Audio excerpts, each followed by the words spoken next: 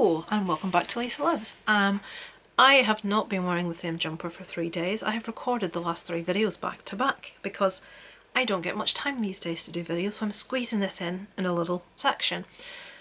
I have been wanting so badly to do my videos from our Florida holiday, but there are so many. If you watched my recent little catch up, you will have seen the pictures of my husband sat like this with his camera on every damn ride that we went on.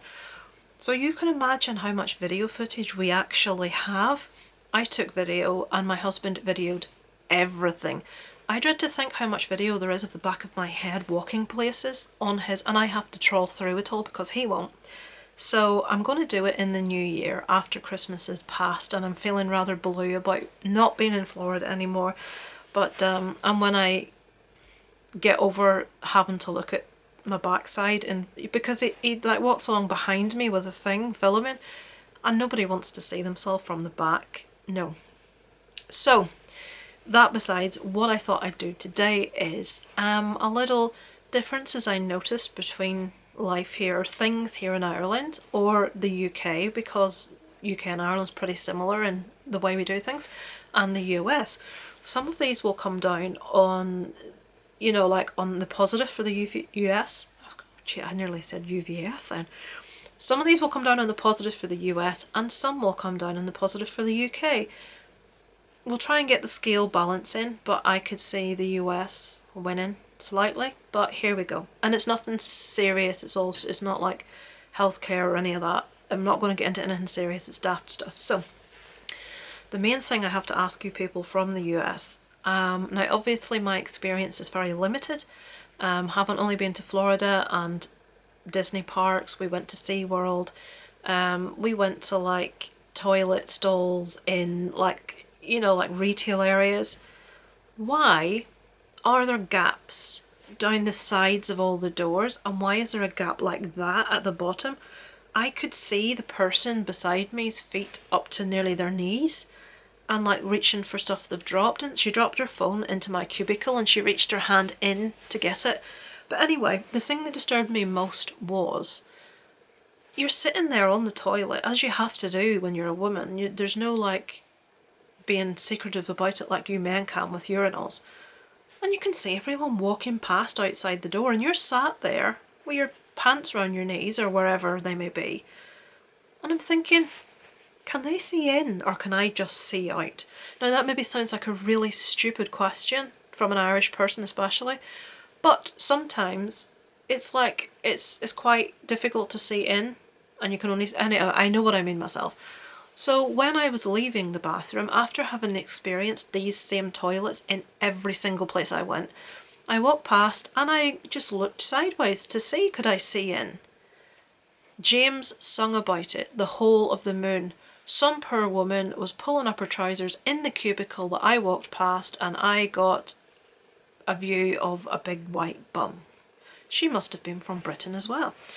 So, question answered, you can see right into these toilets. So when you're there pulling up your underwear or doing whatever you need to do, God forbid you get attack of the diarrhea, but people can see in. Toilets in the UK and Ireland aren't, they're like no gaps whatsoever. And saying that, toilets in the US are a damn sight flipping cleaner than they are over here, properly maintained and looked after. But then again, we were in Disney, we were in SeaWorld, so maybe not. Toilet flushes is another thing. I probably shouldn't be talking about toilets, but I am. The toilets seem to like, it's like hyper powered or something when you and it all sucks everything out of the toilet. I say everything, the wee, out of the toilet. But in the UK, the water just very gently rotates around and down it goes. But it's like, I want one of these American toilets with the really powerful flush. It's fantastic. I want one. Don't want the doors. Would love to have the toilet flush. What else?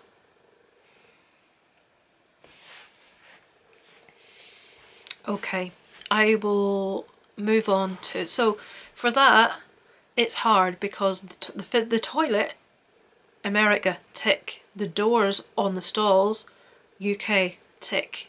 So we're sort of like angled at the minute. Next one we'll talk about is drinks. drink flavours especially. In our hotel, which was Port Orleans French Quarter, which was beautiful, when you went to get your refillable, like whatever you wanted every day, and I would click, oh, I think I'll have Diet Coke, click cherry Diet Coke, vanilla Diet Coke, orange Diet Coke, and the list went on, and I'm like, what on under God is this? In the UK, you can get cherry Coke, and I think some places, a few places, introduced certain other flavours, and it maybe comes here for a little while and then goes away again. But all these flavours, and then I fancied cream soda one day, so I pressed cream soda. Vanilla, cherry with vanilla, and all these, and it's like, oh my God, I can get whatever flavour of anything I want here. It's mad. In the UK, you get lemonade like Sprite or 7-Up that's just like lemonade flavoured. You get Coke, Diet Coke, Pepsi Max. I was a bit disturbed that I couldn't find Pepsi anywhere. But you like get cherry flavour, but all the others, no. You maybe get occasionally someone will bring it in on a line, or one particular supermarket might do one of the flavours. But if you as an American walk into like a restaurant or a bar and say, could I have some vanilla flavoured Diet Coke please? They'll look at you like you've got two heads. It's like, what? Vanilla flavoured, what's that? So it led me to believe that when Americans come to the UK or Ireland, you must be so disappointed with the availability of different drinks, with when they bring you out your plate, are you not devastated by the portion? In America, the portions you get are mammoth. Now, I can eat, let me tell you, and my husband can eat. We could not finish any of the meals that we got. We were just beat. The portions are mammoth. When you come to the UK from America, you must look at it and say, where's the rest of it? Honestly, too much food. Awesome drink flavours. Service, 95% of the time in America was just people were polite, they were pleasant, they were helpful, they were cheery, they were professional. Fantastic. There's a couple of exceptions, but obviously people have bad days, you get that everywhere. But when you come to the UK, if you get an exceptionally helpful member of staff, it's shocking. It's like, oh my God, they were really friendly. Something must have happened fantastic to them today. And I come from the position of having worked in customer service roles for many years in the past. And I would always be helpful, I would always be friendly, but did I look happy to be at work? Probably not, unless I knew a person and had a bit of a chat with them. But in the US, just everyone seems so friendly and talkative and helpful. And if you get that in your country, you think, right, the only people that do that are those people on the road that collect for charities that try to get you in a conversation, which also happens, oh, this did my head in America, especially in Disney Springs. People from Disney Vacation Club trying to get you in a conversation to get you to stop to talk about Disney Vacation Club. Now, I'm skint. It took a lot of years saving for us to go to Florida, and a lot of going nowhere, doing nothing, just nothing. And if I can't afford Disney Vacation Club, it's not happening. I don't even look like I can afford Disney Vacation Club. And with Darren walking about, we made the state of him with his baseball cap back to front. He doesn't look like he can afford Disney Vacation Club, but every time we walked past one of these places, they were on us. One of the times he succeeded in getting us to stop because one of the guys stepped out in front of Isaac with stickers. Oh, would you like some stickers?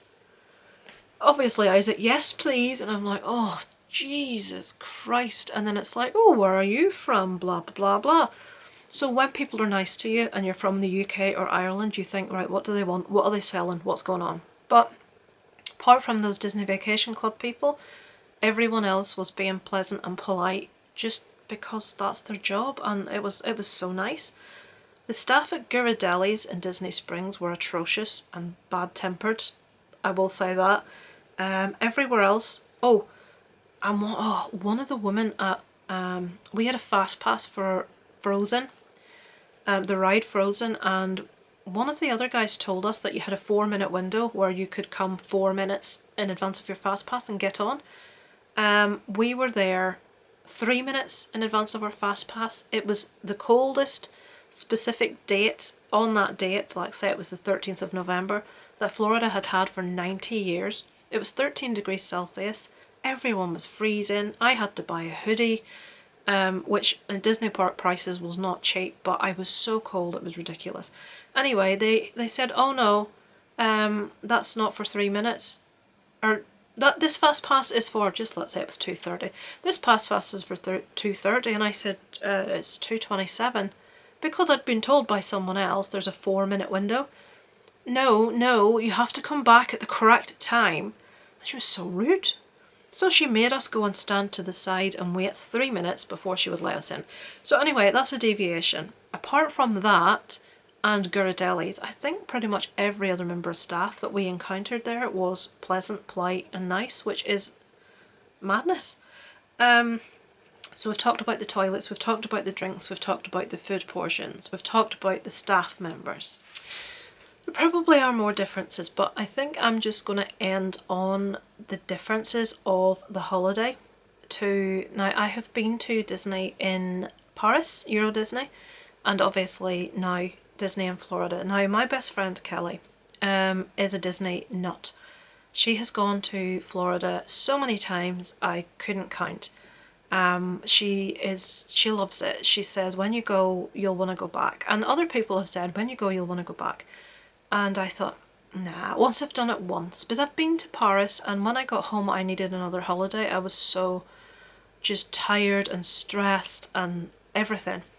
So I thought that's not going to happen because it's so expensive. It stuck in my throat how much everything was going to cost once. But Kelly said when you're in Disney you save up to go and you have to treat the money like it's not normal money because everything's so expensive. It's Disney money, you saved for it, spend it.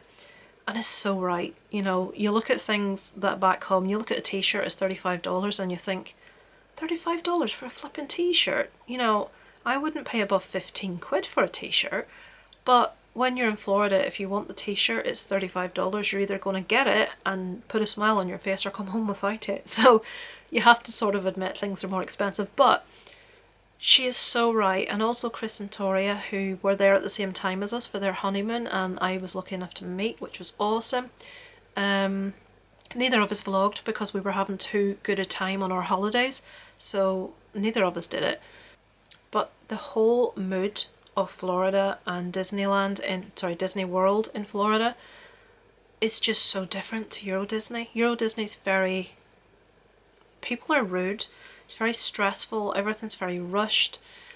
True, there are bigger crowds in Disney World, but everyone is just, from the people that search your bags before you go in, are all so nice. And, you know, members of staff that you speak to for help and people on the rides, and you think, how can you be this happy and cheery to all these people? And when you're going on rides and they obviously have to say how many of you are there, and they have to ask this question over and over. And if you were in the UK, people would be like, oh, many. You know, it would be completely different. But the staff have to be commended for how professional most of them are, how helpful, how pleasant, how friendly. The whole mood of being in Florida, I can't explain it. People say it's like a bubble, and it is. It's like a little happiness bubble. It's madness. I like Disney. I'm not absolutely one of these Disney addicted people. Pixar was my preference, but obviously now Disney own Pixar, but I do love a Disney movie. I'm not one of these that's big into photo ops like with princesses and stuff because, you know, it's just a girl dressed as a princess. You may say yes, but Baymax and Chewbacca are just people in suits, but that for some reason's okay with me, but the princesses I have issues with. But like I said, I'm just not one of these, I'm gonna love it because it's Disney. That's not me. But we absolutely adored it. It was just amazing. So much so we were gonna have like a week-long holiday each year to Spain, which would have been a seventh of the cost, a sixth at the very least. But we decided we loved it so much that we were going to save up and do it again. So we won't be having any holiday for the next couple of years probably, so, and hopefully if nothing horrible goes wrong, we will be able to save up and go back, because it was just, it was, I can't even tell you, if you've never been, if you have any chance to go, if it's within your limitations, go. Kelly always said to me, you have to go. And I'd always said, I'm never going to be able to afford that. And you, when you make the sacrifices, and it's like, well, I don't drink. I haven't had an alcoholic drink in 5 years before. I'm not like I'm an alcoholic. I only ever maybe had a couple of drinks when I went out because I'm very socially awkward and shy. So just to like fit in with other people. But I don't drink alcohol. Darren doesn't drink. We don't smoke. Obviously, we don't do drugs. Maybe that's not obvious, but we don't. We don't go out for meals. We don't go on days out very often. We don't have a babysitter, so we don't do anything apart from go to the cinema. So every spare penny we have goes into like the fund to go to Florida again. If it's at all within your budget, try and do it, folks, because it is magical. It's true what they say. It's like nothing else that you've ever, no other holiday like you've ever done. And there's so many different things for, so, you know, like the boys were loved Universal Studios because Galaxy's Edge was in it. And they went back. They went back when I was in the hotel resting. They loved it. For me, Animal Kingdom was just, there's something about that Africa section of Animal Kingdom when the cast members are out playing the instruments and stuff, which is just magical. And Pandora, oh my life, they like play this music on drums and stuff, and it's beautiful. It's like nothing else you've ever heard. And Epcot was the other one which surprised me. The ride Soarin', oh my god. I could go on that every day for the rest of my life and not be tired of it. I love it so much. Anyway, I'm getting into discussions that I'm not. This is supposed to be US versus UK, and I'm talking about my holiday. I will do this video next year in detail if you're interested. I know a lot of people out there love Florida and love Disney, so I will talk about it. I've not talked for that long. So, yeah, I will end it there, but American folks, you are very lucky to live in the country that you do, with the choice of things that you have, with the awesome customer service staff that you have over there. Just be gentle with us if you come here when you see the differences. We do have awesome scenery, we do have awesome history, but when it comes to customer service and food, you guys blow us out of the water every time. So yeah, I will leave it there.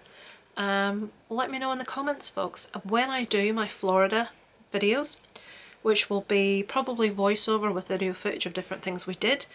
Let me know if there's anything specific you would like me to cover, what you want me to talk about, and I will endeavour to do that. I do like to talk to you in the comments, so let me know.